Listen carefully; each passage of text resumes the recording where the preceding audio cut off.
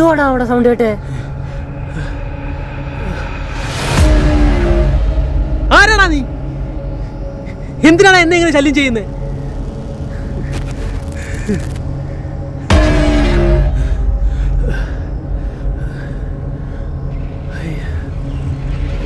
എടാ മാമനല്ലേടത്? ഒന്ന് എന്ത് പറ്റിയാ? ഏയ് പൊക്കിയടാ പൊക്കിയടാ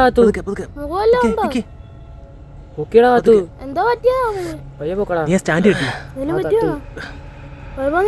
സ്ലിപ്പായതാണാ സ്റ്റാൻഡ് കിട്ടി. നീ ഞാനില്ലേ നകുലിനെ കാണാൻ വേണ്ടി ഇറങ്ങിയാടാ. കുറച്ച് നാളായില്ലേ അവൻ വീട്ടിലോട്ടൊക്കെ വന്നിട്ട്. നിങ്ങളങ്ങോട്ട് വിട്ടു? കുഴപ്പമൊന്നുമില്ലല്ലോ.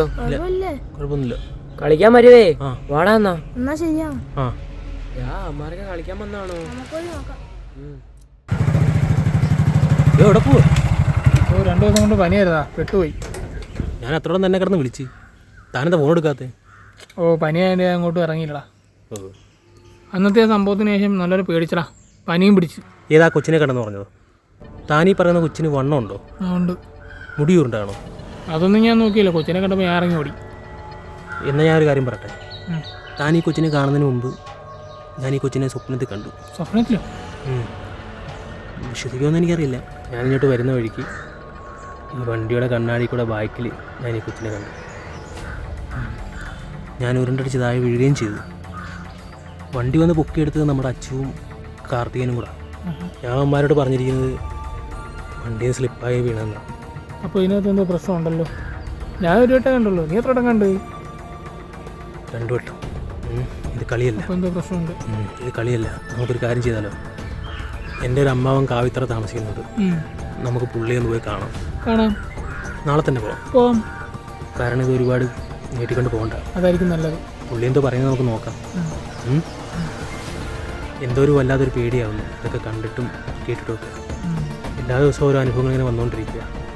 ഇതിലെന്തോ കാര്യമായിട്ട് എന്തോ ഉണ്ട്. നാളെ രാവിലെ പറഞ്ഞേ.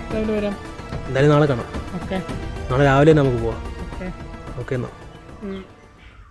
എടോ, ഞാൻ വർഷങ്ങളായി ഇങ്ങോട്ടൊക്കെ വന്നിട്ട്. അമ്മാവൻ വല്ലൊക്കെ പറയുമോ എന്തോ? എൻ്റെ ഫ്രണ്ടിൽ തന്നെ ഇരിപ്പുണ്ട് കേട്ടോ.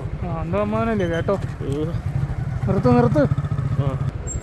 വണ്ടി അങ്ങനെ അടുക്കള ഇടിച്ച് കയറ്റു. അമ്മാവാ അല്ലേ? ആരാ ഇത്? നമ്മളൊക്കെ അറിയുമോ? ഇങ്ങോട്ടുള്ള വഴിയൊന്നും മറന്നിട്ടില്ലല്ലോ. ഊട്ടി തീ പിടിച്ചിട്ടുള്ള വരവ് അമ്മാവാ. ഊട്ടി തീ പിടിച്ചെങ്കിൽ ഇഞ്ഞിട്ട് വരുന്നവരെ എവിടെയെങ്കിലും കുളത്ത് ചാടിയേ പോരായിരുന്നു.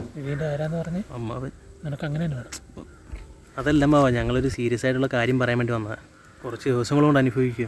അതെന്തുവാ? ഒന്നും പറയണ്ട. ഒരു പേട്ട് തീർക്കാൻ കാരണം 2 ദിവസമായി അമ്മ ഉറങ്ങിയിട്ട്. ആകെപ്പാടെ പ്രശ്നങ്ങളാ.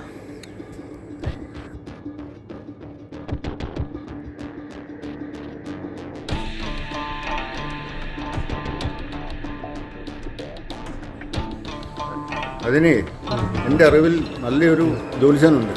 നൂറിനാട് പടനിലം ക്ഷേത്രത്തിൻ്റെ അടുത്ത് എന്ന് സുബ്രഹ്മണ്യ തിരുമേനിയുടെ വീട് ഏതാണെന്ന് ചോദിച്ചാൽ ആരും കാണിച്ചു തരും. അദ്ദേഹത്തിൻ്റെ അടുത്ത് ചെന്നാൽ എല്ലാത്തിനും പരിഹാരമുണ്ടാകും. മിടുക്കനാണ് അയാൾ, പ്രഗത്ഭനാണ് അയാൾ. അങ്ങനെ അദ്ദേഹം പറയുന്ന രീതിയിൽ മുന്നോട്ട് പോയാൽ നിങ്ങൾക്ക് നല്ലതേ ഉണ്ടാകും. പിന്നെ ആണ്ടിലൊരിക്കലെങ്കിലും പരദേവതയെ കണ്ട് വന്നിച്ച് അവരുടെ അനുഗ്രഹം വാങ്ങിച്ചാൽ എല്ലാത്തിനും പരിഹാരം ഉണ്ടാകും.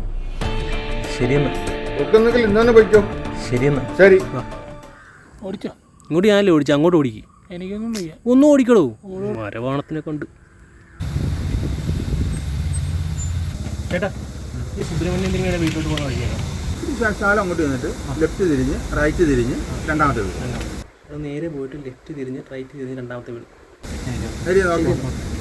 പണ്ടത്തെ ഒരു കുറ്റി അവിടെ ആയിരുന്നു. ഏത് കുറ്റി? അവിടെ ഒരു കുറ്റി ഉണ്ടായിരുന്നു.